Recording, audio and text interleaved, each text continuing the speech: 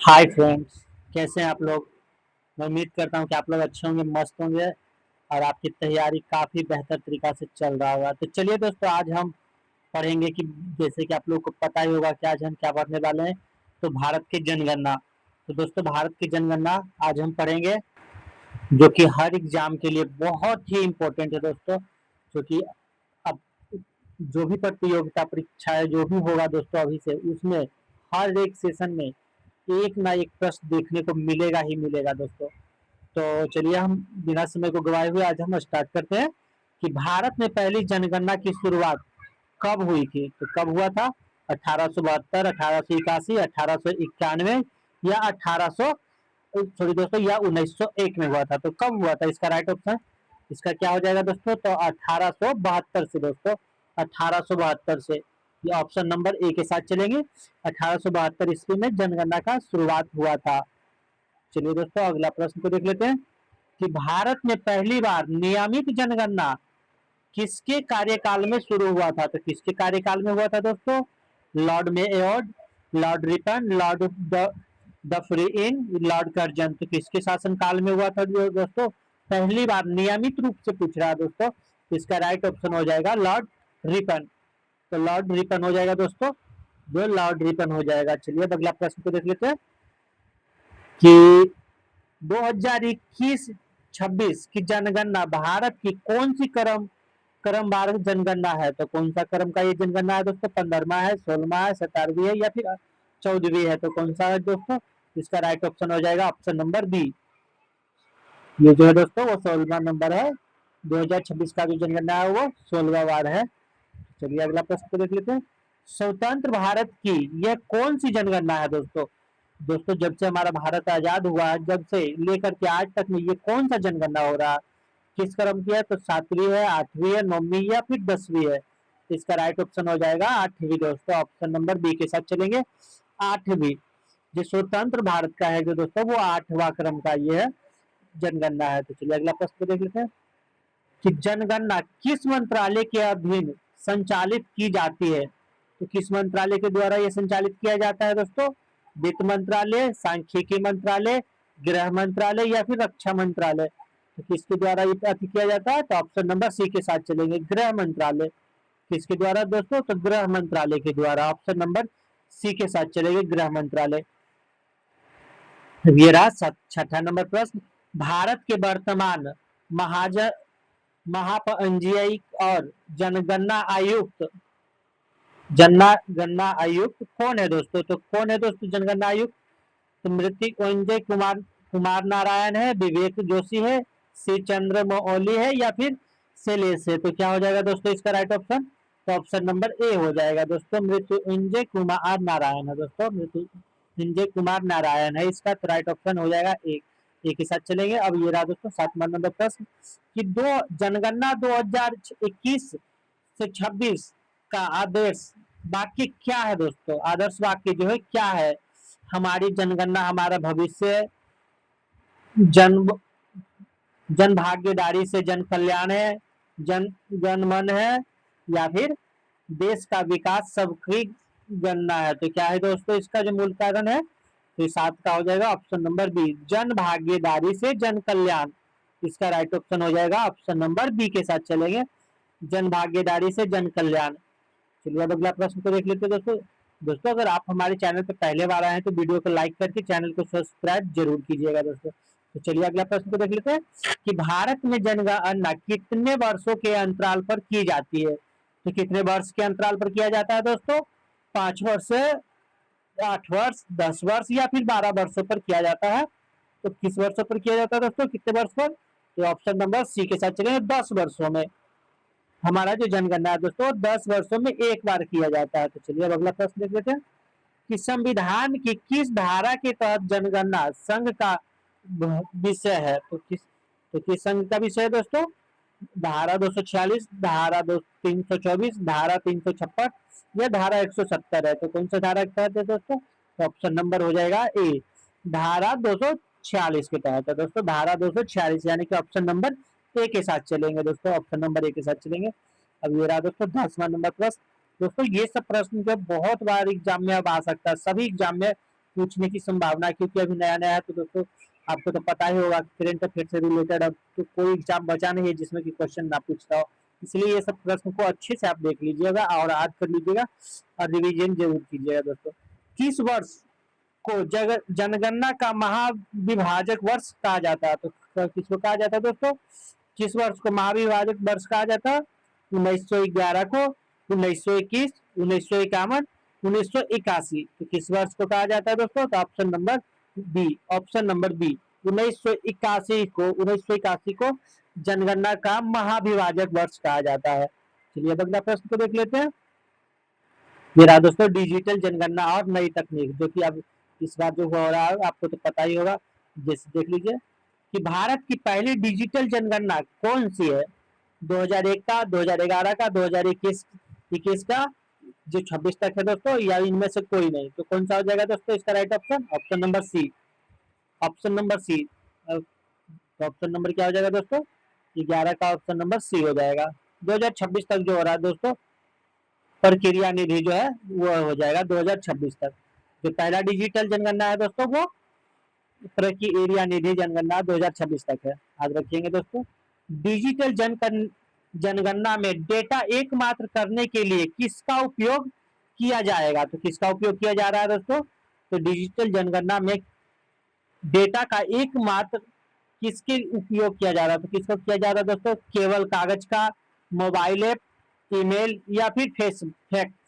तो फैक्स का तो किसका किया जा रहा है दोस्तों? तो वो है हो जाएगा दोस्तों option number B, mobile app. दोस्तों मोबाइल के थ्रू ही दोस्तों इस जनगणना का डिजिटल एकीकरण किया जा रहा है, याद रखिएगा दोस्तों। तो ऑप्शन नंबर बी हो जाएगा। चलिए अगला प्रश्न को देख लेते दोस्तों। 13 जनगणना 2021 से 2026 कितने चरणों में पूरी की जाएगी? तो कितने चरणों में पूरी की जाएगी दोस्तों? एक चरण, दो चरण, तीन चरण या फिर चार चरणों में पूरा किया जाएगा? तो इसका राइट ऑप्शन क्या हो जाएगा? तो दो चरणों में दोस्तों, ऑप्शन नंबर बी के साथ चलेंगे। दो चरणों में पूरा 2021 से जो 26 का जनगणना है उसे पूरा किया जा रहा है, तो याद रखेंगे दो चरणों में। चलिए एक देख लेते हैं दोस्तों कि प्रथम चरण में क्या कार्य किया जाता है। तो प्रथम चरण में क्या कार्य किया जाता है दोस्तों? जनसंख्या की गिनती की जाएगी, मकान सूचीकरण किया जाएगा, केवल पशु गणना होगा या फिर साक्षरता दर की जांच की जाएगी। तो क्या हो जाएगा इसका right option? Option number B के साथ चलेंगे, मकान की सूचना, सूचीकरण। मकान का है जो दोस्तों सूचीकरण किया जाएगा। पहला जो चरण में दोस्तों मकान का सूचीकरण किया जाएगा, तो याद रखिएगा दोस्तों। अब ये देख लीजिए 2021 से 2026 की जनगणना में कितने भाषाओं को शामिल करने का प्रस्ताव है? तो कितने भाषाओं को शामिल करेगा दोस्तों? 12, 16 या फिर 18 या फिर 22? तो कितने को शामिल किया जाएगा दोस्तों? आप लोग को पता है तो जल्दी से बताइए। तो इसका राइट ऑप्शन जो हो जाएगा दोस्तों ऑप्शन नंबर बी, 16 भाषाओं को दोस्तों, 16 भाषाओं को शामिल करने का प्रयास है इसमें 16। तो दोस्तों याद रखिएगा। दोस्तों अगर वीडियो अच्छा लग रहा है तो प्लीज लाइक कीजिएगा, चैनल पे पहले बार आए तो सब्सक्राइब कीजिएगा दोस्तों। दोस्तों हम लोग वीडियो को जब बनाते हैं तो एक ही तो उम्मीद रहता है कि आप लोग हमारे चैनल को सपोर्ट कीजिएगा, ताकि हम अच्छी अच्छी वीडियो को बना के लाते हैं। तो चलिए दोस्तों अगला प्रश्न देख लेते हैं कि 2000 मैं उम्मीद करता हूँ दोस्तों कि आप हमारे चैनल पे पहले बार आए हैं तो आप सब्सक्राइब जरूर करेंगे दोस्तों, और चैनल को सब्सक्राइब करके बेल आइकन जरूर दबाइएगा। चलिए अगला प्रश्न देख लेते हैं कि 2011 की जनगणना के अनुसार भारत की कुल जनसंख्या कितनी थी? तो कितनी थी दोस्तों? दोस्तों हाँ 2026 का लेकर के पीछे जो भी था क्वेश्चन, जो कि लगा कि जो बहुत ही इंपॉर्टेंट है, ये एग्जाम में पूछा जा सकता है, तो हमने उसको शामिल कर लिया दोस्तों। तो ये भी याद रखिएगा आप।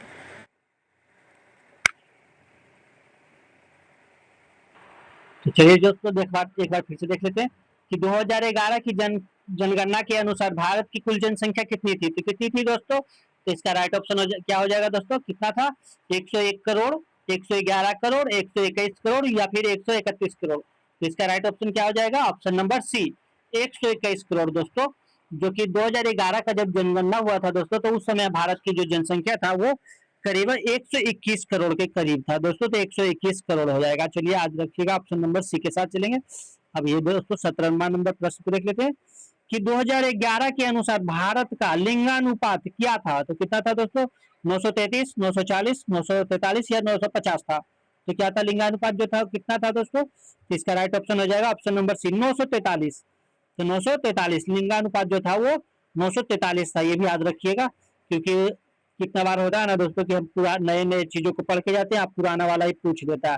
तो ठीक उसी तरह को ध्यान में रखते हुए इस बात को हमने पीछे वाले प्रश्न को जो भी लगा कि वो अच्छा है, इसके बाद ये ऐसा पूछा जा सकता है, इसलिए हमने उसको भी लिख दिया है। तो चलिए देख लेते हैं अगला प्रश्न को कि 2011 में भारत की साक्षरता दर कितनी थी? तो कितना था? 70%, 73%, 74.04% या फिर 80%? तो इसका राइट ऑप्शन क्या हो जाएगा? ऑप्शन नंबर सी 74.04% था दोस्तों। तो ऑप्शन नंबर सी के साथ चलेंगे, 74.04% था, याद रखेंगे दोस्तों, ये सब भी इंपॉर्टेंट है। अब अगला प्रश्न को देख लेते हैं कि सबसे अधिक जनसंख्या वाला राज्य कौन सा है? कौन सा है दोस्तों? महाराष्ट्र, बिहार, उत्तर प्रदेश या पश्चिम बंगाल? तो इसका राइट ऑप्शन हो जाएगा ऑप्शन नंबर सी उत्तर प्रदेश। सबसे अधिक जनसंख्या वाला जो राज्य था वो उत्तर प्रदेश था, याद रखेंगे ये भी। चलिए अब अगला प्रश्न को देख लेते हैं कि सबसे कम जनसंख्या वाला राज्य कौन सा है? सबसे कम जनसंख्या वाला जो राज्य है वो कौन सा है? गोवा, सिक्किम, मिजोरम या नागालैंड है? तो इसका राइट ऑप्शन हो जाएगा option number B Sikkim. Sikkim दोस्तों, सिक्किम जो कि भारत में सबसे कम जनसंख्या वाला जो राज्य है वो सिक्किम है, याद रखेंगे, ये सब भी पूछा जा सकता है कि सब सर्वाधिक जनसंख्या घनत्व वाला राज्य कौन सा है? तो सबसे सर्वाधिक जनसंख्या वाला घनत्व वाला जो राज्य है दोस्तों कौन सा है? पश्चिम बंगाल है, उत्तर प्रदेश है, बिहार है या फिर केरल है? तो कौन सा हो जाएगा दोस्तों? तो ऑप्शन नंबर सी बिहार। सब सर्वाधिक जनसंख्या घनत्व वाला जो राज्य है दोस्तों वो बिहार है। कौन सा हो जाएगा? तो बिहार है दोस्तों, बिहार है अपना बिहार। तो ऑप्शन नंबर सी के साथ चलेंगे। चलिए अब अगला प्रश्न को देख लेते हैं कि न्यूनतम जनसंख्या घनत्व वाला राज्य कौन सा है दोस्तों? न्यूनतम जनसंख्या घनत्व वाला राज्य कौन सा है? मिजोरम, अरुणाचल प्रदेश, सिक्किम, मणिपुर? तो इसका राइट ऑप्शन क्या हो जाएगा? Option number B Arunachal Pradesh. सबसे कम घनत्व वाला जनसंख्या वाला जो राज्य है वो अरुणाचल प्रदेश है, तो याद रखेंगे, ये सब भी पूछा जा सकता है। चलिए 2011 की जनगणना के अनुसार भारत का जनसंख्या घनत्व कितने हैं? कितना है दोस्तों? इसका राइट ऑप्शन हो जाएगा, इसका राइट ऑप्शन क्या हो जाएगा देख लेते हैं कि 382 व्यक्ति, तो फिर से देख लेते हैं कि 382 व्यक्ति वर्ग किमी, 402 व्यक्ति वर्ग किमी या 350 व्यक्ति वर्ग किमी? तो क्या हो जाएगा इसका राइट ऑप्शन? तो इसका हो जाएगा option number B. Option number B के साथ चलेंगे दोस्तों, ऑप्शन नंबर बी के साथ चलेंगे, ऑप्शन नंबर बी हो जाएगा राइट ऑप्शन। चलिए अब अगला प्रश्न को देख लेते हैं 24 नंबर की किस राज्य में लिंगानुपात सबसे अधिक है? किस राज्य में लिंगानुपात सबसे अधिक है? तमिलनाडु, आंध्र प्रदेश, केरल या छत्तीसगढ़ है? तो किस राज्य में लिंगानुपात सबसे अधिक है? तो इसका राइट ऑप्शन क्या हो जाएगा दोस्तों? तो option number C Kerala. Kerala में दोस्तों सबसे ज्यादा लिंगानुपात है, तो वो केरल में है, याद रखेंगे केरल। ऑप्शन नंबर सी के साथ चलेंगे, Kerala. Option number C Kerala हो जाएगा right option, option number C Kerala. चलिए अगला प्रश्न को देख लेते हैं दोस्तों कि किस केंद्र शासित प्रदेश में साक्षरता दर सबसे अधिक है? तो किसमें साक्षरता दर सबसे अधिक है? दिल्ली, चंडीगढ़, पुदुचेरी या लक्षद्वीप?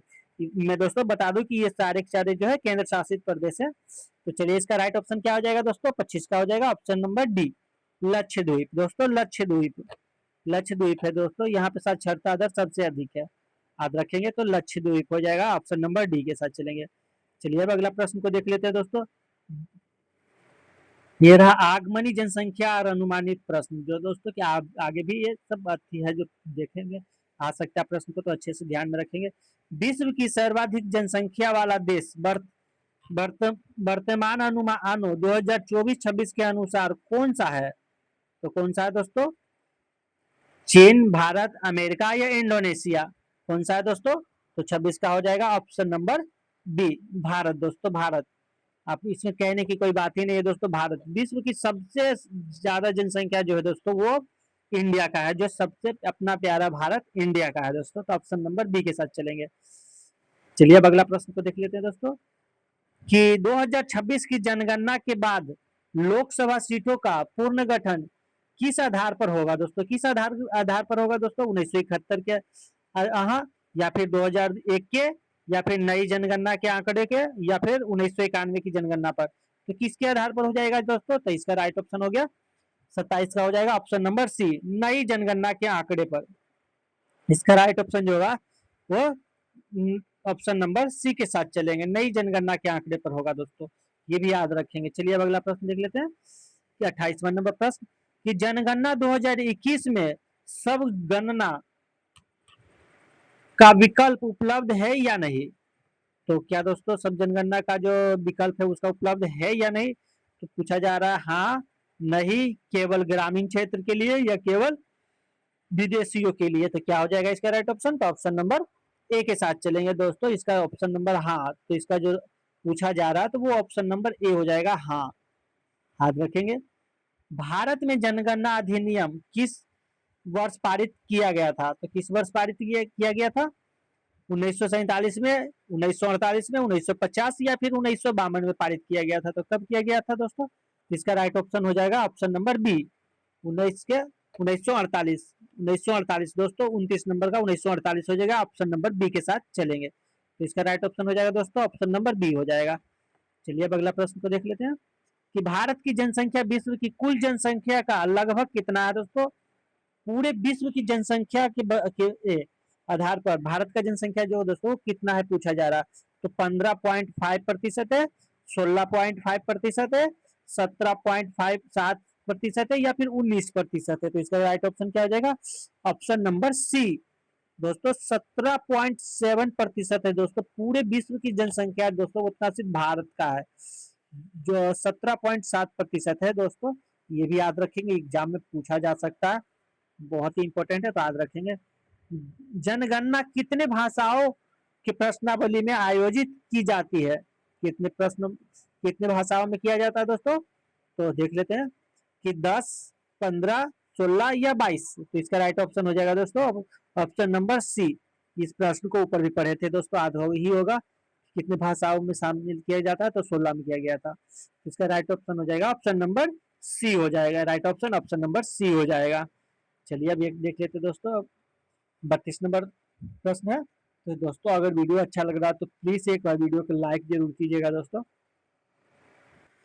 और अगर दोस्तों चैनल पे पहले बार आए हैं दोस्तों तो प्लीज आप हमारे चैनल को सपोर्ट कीजिए दोस्तों, ताकि हमारा चैनल का सब्सक्राइबर जो है काफी बेहतर हो, अच्छा हो। मैं उम्मीद करता हूँ दोस्तों आप लोग जरूर हमारे चैनल को सपोर्ट कीजिएगा और वीडियो को लाइक करके शेयर भी जरूर कीजिएगा। लास्ट में दोस्तों एक एक क्वेश्चन का टेस्ट भी रहेगा, तो इसका जवाब जो है आपको कमेंट में देना पड़ेगा। तो चलिए अगला प्रश्न को देख लेते हैं दोस्तों कि प्रागणक आमतौर पर कौन होता है? तो कौन होता है दोस्तों? प्रागणक जो होता है दोस्तों वो आमतौर पर कौन होता है? सैनिक होता है, शिक्षक और सरकारी कर्मचारी होता है, या फिर निजी कंपनी के कर्मचारी होता है, या फिर छात्र होता है दोस्तों? प्रगणक कौन होता है दोस्तों? तो कौन होता है? इसका राइट ऑप्शन हो जाएगा ऑप्शन नंबर बी हो जाएगा दोस्तों, ऑप्शन नंबर बी, शिक्षक और सरकारी कर्मचारी दोस्तों, शिक्षक और सरकारी कर्मचारी हो जाएगा। तो ऑप्शन नंबर बी के साथ चलेंगे दोस्तों, ऑप्शन नंबर बी के साथ।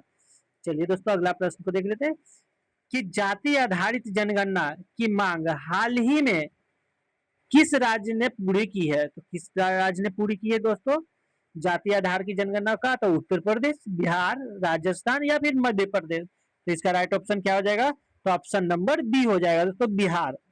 बिहार दोस्तों, बिहार। तो इसका राइट ऑप्शन हो जाएगा ऑप्शन नंबर बी, जाति आधारित जनगणना की मांग की थी जो दोस्तों पूरा हुआ। तो याद रखेंगे, ये भी प्रश्न पूछा जा सकता है। तो दोस्तों एनपीआर, एनपीआर का पूर्ण रूप क्या है दोस्तों? नेशनल पीपल रजिस्टर है। तो क्या हो जाएगा दोस्तों? नेशनल पॉपुलेशन रजिस्टर है, या फिर नेशनल नेशनल हो जाएगा। इसका राइट ऑप्शन क्या होगा? और फिर न्यू पॉपुलेशन रजिस्टर। तो क्या हो जाएगा इसका राइट ऑप्शन दोस्तों 34 का? तो ऑप्शन नंबर बी हो जाएगा दोस्तों, ऑप्शन नंबर बी हो जाएगा। तो ऑप्शन नंबर बी के साथ चलेंगे दोस्तों। अब अगला प्रश्न को देख लेते हैं, ये रहा 35 नंबर प्रश्न। स्वतंत्र भारत की पहली जनगणना कब हुई थी दोस्तों? तो कब हुआ था दोस्तों स्वतंत्र भारत का जो पहला जनगणना हुआ था दोस्तों वो कब हुआ था? 1947 में हुआ था, 1950 में हुआ था, 1951 में हुआ था, या फिर 1952 में हुआ था? तो कब हुआ था स्वतंत्र भारत की पहली जनगणना पूछा जा रहा है दोस्तों? तो ऑप्शन नंबर सी हो जाएगा। 1951 में हुआ था, 1951 में हुआ था, 1951 में हुआ था। याद रखेंगे दोस्तों, ये भी प्रश्न पूछा जा सकता है कि स्वतंत्र भारत की पहली जनगणना कब हुआ था दोस्तों। याद रखिएगा। आप 36वां नंबर प्रश्न देख लेते हैं दोस्तों। जनसंख्या का अध्ययन क्या कहलाता है दोस्तों? जनसंख्या का अध्ययन क्या कहलाता है दोस्तों? कार्टोग्राफी कहलाता है, मेडोग्राफी कहलाता है, बायोग्राफी कहलाता है, या एंथ्रोपोलॉजी कहलाता है? तो क्या कहलाता है दोस्तों? तो इसका राइट ऑप्शन हो जाएगा ऑप्शन नंबर बी हो जाएगा दोस्तों, ऑप्शन नंबर बी, डेमोग्राफिक कहलाता है दोस्तों। जनसंख्या का अध्ययन डेमोग्राफिक कहलाता है, तो याद रखेंगे दोस्तों। चलिए अब अगला प्रश्न को देख लेते हैं कि 2011 में किस राज्य की जनसंख्या वृद्धि दर ऋणात्मक रही है? तो किसमें रहा, किसका रहा दोस्तों? 2011 में किस राज्य की जनसंख्या दर जो सब माइनस में रहा दोस्तों, घट गया? तो किसमें रहा, घट गया दोस्तों? सिक्किम, नागालैंड, केरल या फिर गोवा? तो इसका राइट ऑप्शन क्या हो जाएगा दोस्तों 37 का? तो ऑप्शन नंबर बी दोस्तों, नागालैंड दोस्तों, नागालैंड। किसका दोस्तों? तो नागालैंड हो जाएगा, ऑप्शन नंबर बी। यहाँ पर दोस्तों जनसंख्या का जो दर है वो घट चुका है दोस्तों, याद रखेंगे। चलिए अब अगला प्रश्न को देख लेते हैं। तो चलिए अब अगला प्रश्न को देख लेते हैं कि ये रहा कि भारत में सबसे कम साक्षरता वाला राज्य कौन सा है दोस्तों? भारत में सबसे कम साक्षरता वाला राज्य जो है कौन सा है? राजस्थान, झारखंड, बिहार या उड़ीसा? तो इसका राइट ऑप्शन क्या हो जाएगा? 38 का हो जाएगा, option number C, Bihar. Bharat में सबसे कम साक्षरता वाला जो राज्य है वो बिहार है दोस्तों, तो याद रखेंगे बिहार, ऑप्शन नंबर सी हो जाएगा राइट। चलिए अब अगला प्रश्न को देख लेते हैं। सर्वाधिक शहरी जनसंख्या वाला राज्य कौन सा है? कौन सा है जो सबसे ज्यादा शहरी जनसंख्या वाला राज्य? तमिलनाडु, महाराष्ट्र, गुजरात या फिर उत्तर प्रदेश? तो इसका राइट ऑप्शन क्या हो जाएगा? ऑप्शन नंबर 39 का बी, महाराष्ट्र। महाराष्ट्र दोस्तों, ऑप्शन नंबर बी के साथ चलेंगे। सबसे ज्यादा शहरी जनसंख्या वाला राज्य जो है वो महाराष्ट्र है, तो याद रखेंगे। चलिए अब अगला प्रश्न को देख लेते हैं। सर्वाधिक ग्रामीण जनसंख्या वाला राज्य कौन सा है दोस्तों? जहां पर सबसे ज्यादा ग्रामीण जनसंख्या है वो उत्तर प्रदेश, बिहार, पश्चिम बंगाल या मध्य प्रदेश? तो इसका राइट ऑप्शन क्या हो जाएगा? Option number A, Uttar Pradesh. Uttar Pradesh जो दोस्तों, उत्तर प्रदेश। इसका राइट ऑप्शन हो जाएगा option number A, Uttar Pradesh हो जाएगा, याद रखेंगे दोस्तों, उत्तर प्रदेश। चलिए 41 नंबर प्रश्न देख लेते हैं दोस्तों कि शिशु लिंगानुपात जो 6 वर्षों तक किया दोस्तों 2011 के अनुसार कितना था? कितना था दोस्तों? 919 था, 927 था, 940 था, 950 था। तो कितना था दोस्तों? 41 का हो जाएगा 919 दोस्तों, 919, 219। जो शिशु का जो बच्चे का लिंगानुपात था दोस्तों वो 919 था, ये भी याद रखेंगे। 2011 की जनगणना के अनुसार था दोस्तों, याद रखेंगे दोस्तों। यही होता है कि कभी कभी हम याद करके कुछ जाते हैं, पढ़ करके कुछ जाते हैं, हम नए नए चीजों को पढ़ लेते हैं, आप पीछे वाले चीजों को भूल जाते हैं। एग्जाम में क्या होता है कि हम जाते हैं जैसे ही पूछ देता है कि पीछे वाला पूछ देता है, जैसे करंट अफेयर 2026 का याद करके जाते हैं, 2025 वाला पूछ देता है। तो इसलिए दोस्तों ये सब याद करके जाइएगा, क्योंकि मैंने उस सबको प्रश्न को बीच बीच में से चुन चुन कर निकाला है, ताकि ये पता चले कि हाँ ये एग्जाम की दृष्टि से है जो कि काफी बेहतर है, तो इससे पूछने की संभावना हो जाता है दोस्तों, इसीलिए हमने उसे इसको उठा उठा कर इसमें भी डाल दिया, तो याद रखिएगा। चलिए अगला प्रश्न को देख लेते हैं। अब ये नहीं कहना दोस्तों कि ये सब तो पहले ही पढ़े थे, लेकिन पढ़े थे दोस्तों, तो मेन बात है कि उसको याद रख पाना। तो अगर फिर से हम इसमें क्वेश्चन लाए तो कोई तो वजह होगा दोस्तों, मुझे लगा होगा कि हाँ ये क्वेश्चन आ सकता है, इस वजह से ही हमने इसे भी शामिल किया। तो ये नहीं सोचिएगा दोस्तों कि नहीं नहीं ये तो पीछे वाला प्रश्न था इसलिए इसको छोड़ो, स्किप कर देते हैं, या अगला प्रश्न को देख लेते हैं, दूसरा देख लेते हैं। तो ऐसा नहीं है दोस्तों, जो इम्पोर्टेंट होता है दोस्तों मैं वही प्रश्न को लाया हूँ यहाँ पर। तो ये नहीं सोचना दोस्तों कि ये नहीं पूछा जा सकता, वो नहीं। एग्जामिनर है दोस्तों, वो कुछ भी पूछ सकता है, उसका जो मन करेगा वो पूछ देगा दोस्तों, इसीलिए सभी प्रश्न को अच्छे से याद करके जाना है। चलिए अब अगला प्रश्न देख लेते हैं कि क्षेत्रफल की दृष्टि से भारत का सबसे बड़ा राज्य कौन सा है दोस्तों? क्षेत्रफल की दृष्टि से जो भारत का सबसे बड़ा राज्य है कौन सा है दोस्तों? मध्य प्रदेश, उत्तर प्रदेश, राजस्थान या महाराष्ट्र? तो इसका राइट ऑप्शन हो जाएगा ऑप्शन नंबर सी, राजस्थान। तो इसका ऑप्शन नंबर सी हो जाएगा राजस्थान। चलिए जो भारत का सबसे बड़ा क्षेत्रफल की दृष्टि से जो बड़ा राज्य है वो राजस्थान है, तो ऑप्शन नंबर सी के साथ चलेंगे। चलिए अब अगला प्रश्न को देख लेते हैं। ये रहा 2011 के अनुसार सबसे कम लिंगानुपात वाला राज्य कौन सा है? था, तो कौन सा था? पंजाब, हरियाणा, राजस्थान या जम्मू कश्मीर था। तो 43 का राइट ऑप्शन हो जाएगा ऑप्शन नंबर बी, हरियाणा। सबसे जहां कम जो लिंगानुपात है दोस्तों वो हरियाणा में है दोस्तों। कहा जाता है कि हरियाणा में सबसे ज्यादा जो मात्रा है वो लड़कियों की है। तो याद रखेंगे, ये भी पूछा जा सकता है दोस्तों। ये सब तो एग्जामिनर के लिए तो बहुत ही फेवरेट प्रश्न होता है ऐसे ऐसे। जनगणना 2021 में ट्रांसजेंडर समृद्धि के लिए अलग कोड का प्रावधान है, किसका है? तो हाँ, नहीं, केवल शहरी क्षेत्र में या फिर विचाराधीन में। तो किसमें दोस्तों? इसका राइट ऑप्शन हो जाएगा ऑप्शन नंबर ए हो जाएगा, हाँ। तो हाँ दोस्तों, इसका ऑप्शन हो जाएगा हाँ। चलिए अब अगला प्रश्न देख लेते हैं दोस्तों कि भारत में दशकीय वृद्धि 2001 से 11 के दौरान कितनी थी? तो कितना था दोस्तों? भारत में दशकीय वृद्धि 2001 से 2011 के दौरान कितनी थी? तो कितना था? 15.5%, 17.7% या फिर 19.1% या 21.5? तो इसका राइट ऑप्शन क्या हो जाएगा? 45 का ऑप्शन नंबर बी हो जाएगा, 17.7%। तो ऑप्शन नंबर बी के साथ चलेंगे। अब अगला प्रश्न को देख लेते हैं कि किस केंद्र शासित प्रदेश का लिंगानुपात सबसे कम है? तो किसका है दोस्तों? लक्षद्वीप, दमन द्वीप, अंडमान निकोबार या फिर चंडीगढ़? तो इसका राइट ऑप्शन क्या हो जाएगा दोस्तों? 46 का ऑप्शन नंबर बी हो जाएगा दोस्तों, दमन और दीप। दोस्तों दमन और दीप केंद्र शासित प्रदेश है दोस्तों जहां पर लिंगानुपात सबसे कम है। केंद्र शासित प्रदेश की अगर बात की जाएगी दोस्तों तब हो जाएगा। चलिए ऑप्शन नंबर डी हो गया राइट ऑप्शन। चलिए अगला प्रश्न को देख लेते हैं कि 2011 की जनगणना 2011 के अनुसार सब सर्वाधिक साक्षरता राज्य कौन सा था दोस्तों? जो दोस्तों 2011 में जनगणना हुआ था उसके अनुसार सबसे साक्षरता वाला जो राज्य है वो कौन सा? मिजोरम, गोवा, केरल या त्रिपुरा है? तो इसका राइट ऑप्शन हो जाएगा 47 का ऑप्शन नंबर सी, केरल। दोस्तों केरल जो 2011 की जनगणना हुआ था उसके हिसाब से है, तो ऑप्शन नंबर सी के याद रखेंगे, केरल। ये रहा दोस्तों आज का 48वां नंबर प्रश्न। भारत में पहली बार आधुनिक तरीके से जनगणना का प्रयास किसने किसने किया था दोस्तों? किसने किया था? भारत में पहली बार आधुनिक तरीके से जनगणना का प्रयास किसने किया था?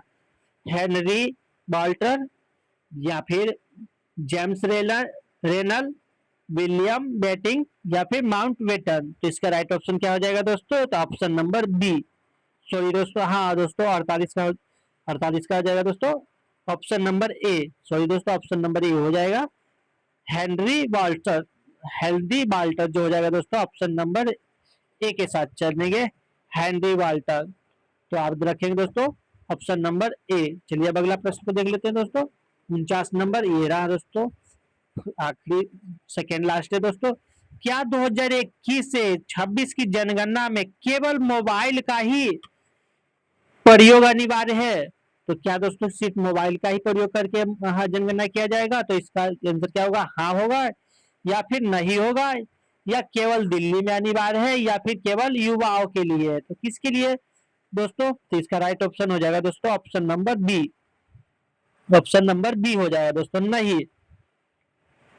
इसके लिए हाइब्रिड मोबाइल उपलब्ध है दोस्तों। तो क्या हो जाएगा दोस्तों? इसके लिए हाइब्रिड मोबाइल उपलब्ध है।